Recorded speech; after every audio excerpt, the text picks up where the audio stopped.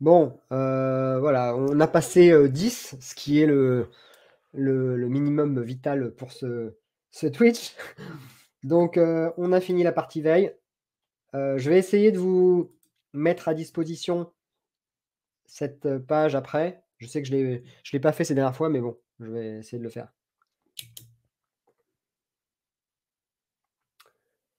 Alors, je note l'heure. Ok, passons à ces histoires de formulaires pré-remplis.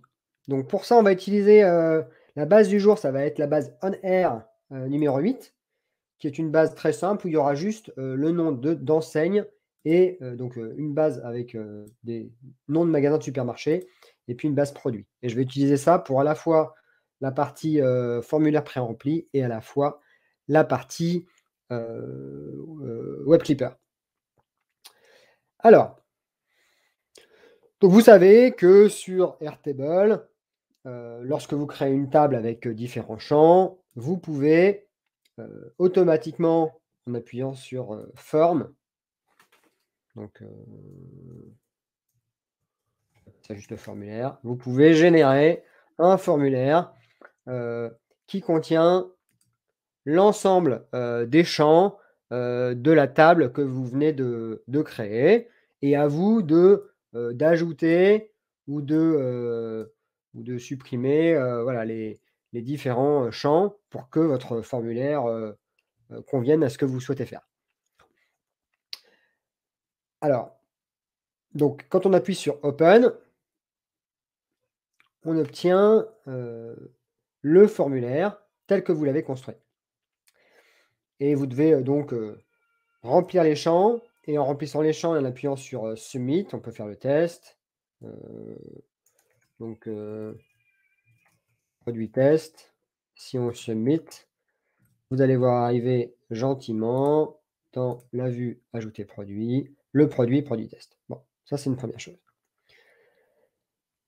Mais très rapidement, on peut avoir besoin de pré-remplir ces formulaires. Alors, qu'est-ce que ça veut dire pré-remplir? Pré-remplir, ça veut dire que je veux que quand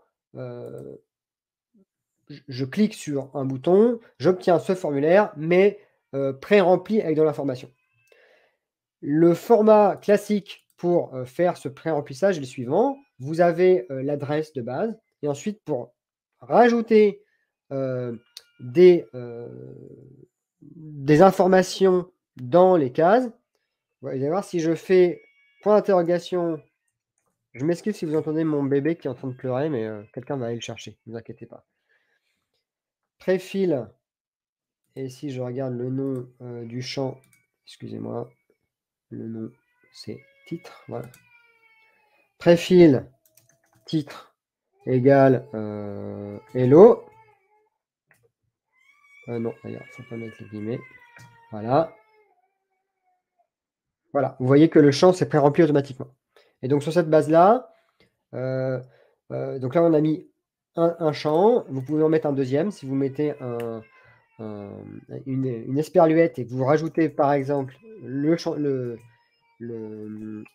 suivant, égal, je crois qu'il y a un truc qui s'appelle U, ça devrait normalement pré-remplir U. Voilà. Donc vous pouvez faire ça de façon à la mano, mais c'est pas dans le cadre à la mano que c'est intéressant. C'est dans le cadre d'une fonction que vous allez créer pour, lorsque vous cliquez, ça pré-remplit. Et par exemple, ici, dans les enseignes, si vous voulez, ce qui pourrait être intéressant, c'est de dire, bah, moi, je veux rajouter un produit relié à cette enseigne dans la table produit. Moi, je vais pouvoir juste avoir à cliquer sur ajouter le produit et avoir déjà pré-rempli l'enseigne. Comme ça, vous gagnez un peu de temps. Alors, ça se fait via une fonction. C'est-à-dire que vous allez faire ce que j'ai fait à la mano, mais en ajoutant certaines variables de votre table. Donc, par exemple, ici, le début, ça ressemble exactement à ce que j'ai fait. Par contre, j'ai rajouté le nom de la table pour que le nom de la table soit pré-rempli dans le formulaire. Alors, ici, comme vous avez vu, ça marche très bien. C'est-à-dire que quand j'appuie, ça fonctionne. Mais il y a des fois, si vous faites ça, et des fois, vous allez voir, ça ne va pas fonctionner et vous n'allez pas comprendre pourquoi. Par exemple, si au lieu de mettre U, je mets par exemple U supermarché.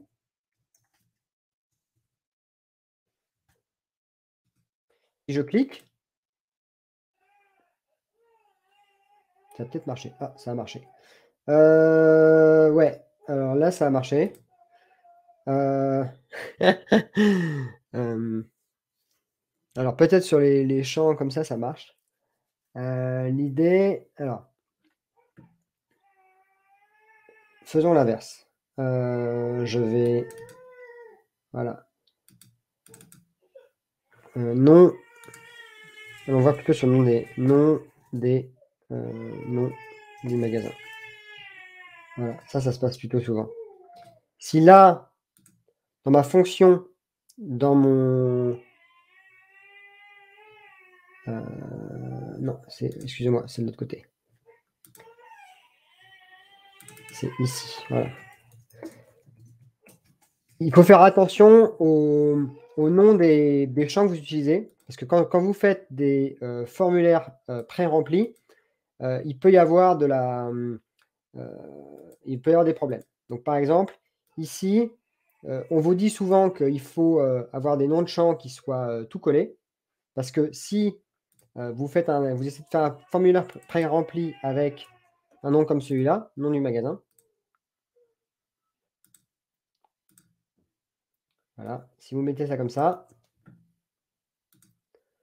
vous allez voir que ah si, ça va fonctionner aussi. Ah bah alors. Il y a eu des fois où ça fonctionnait pas. Mais alors, j'avoue que je suis un petit peu sur les fesses. Ça fonctionne maintenant. Ah si. Ah voilà. Ici, voilà, c'est ça. Vous voyez, le lien là, alors ici ça a fonctionné apparemment. Voilà, ici ça fonctionne. Alors c'est ça qui est un peu paradoxal. Ici ça fonctionne. Par contre, le lien qui est ici, vous voyez, il a été coupé au niveau du nom. C'est-à-dire que le champ n'a pas été pris en compte complet. Donc, salut V3 M3. Donc, ça c'est un comportement intéressant, c'est-à-dire que quand on met l'URL préfil dans une URL de formule, il est content. C'est-à-dire qu'il arrive à bien l'interpréter. Par contre, ici, vous voyez, le lien, il est cassé. Donc, c'est une petite subtilité. Donc, faites des boutons lorsque vous voulez faire des champs préfil, parce que ça fonctionne bien. Alors que là, avec le lien, vous voyez que tout ce qui est espace est mal géré. Attendez, je vais voir ce que j'avais d'autre. Alors, les oublis classiques, lorsque les gens essaient de rédiger des formules. Donc, ils oublient généralement les guillemets sur les parties texte. On oublie aussi souvent, lorsqu'on enchaîne les variables, on oublie souvent l'une des esperluettes. C'est-à-dire que la première esperluette, elle est liée à la concaténation, donc à l'ajout des blocs les uns les autres. Et la deuxième esperluette, c'est une esperluette qu'on a vraiment envie de voir affichée dans l'adresse que l'on crée. Donc, faut bien faire attention à vérifier qu'on a bien 2 esperluettes les unes après les autres lorsqu'on fait du calcul.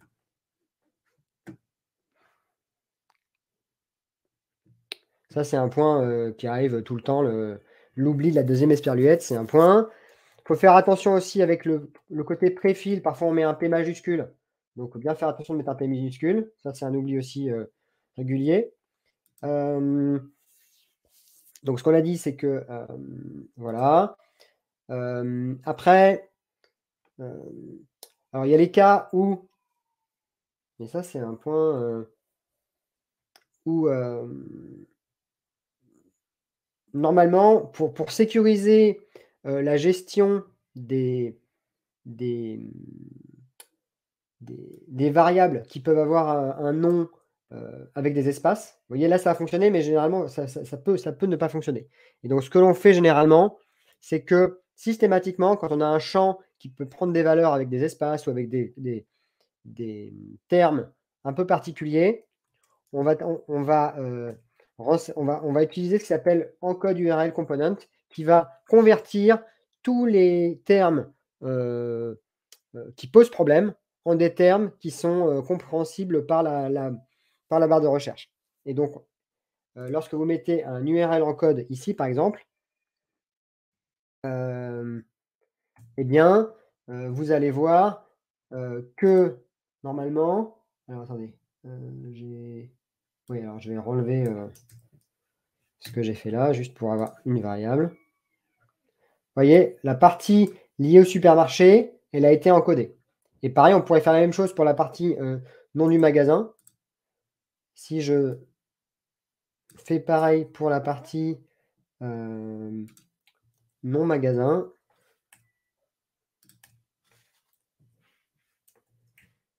eh bien,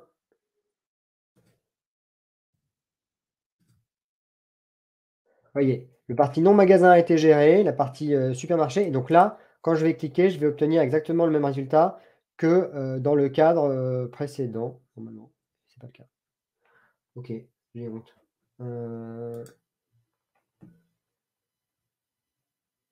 Ah, c'est juste que.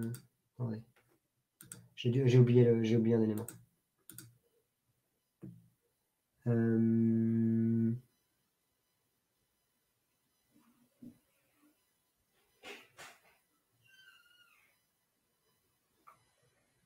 Normalement, ça marche. Alors, bon. Help, aidez-moi. Je sais plus ce que j'ai fait qui fait que ça n'a pas fonctionné.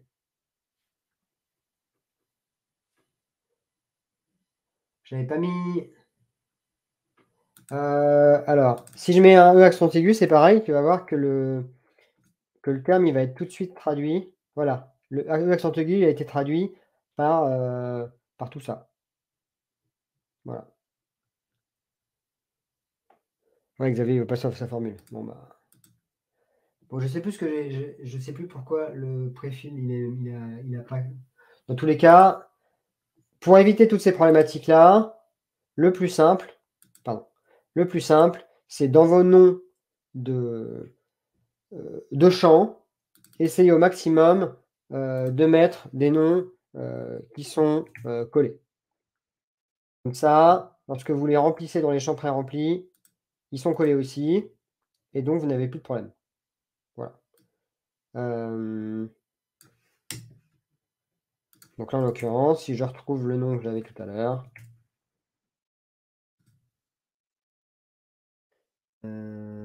c'est-à-dire ça, voilà, a priori,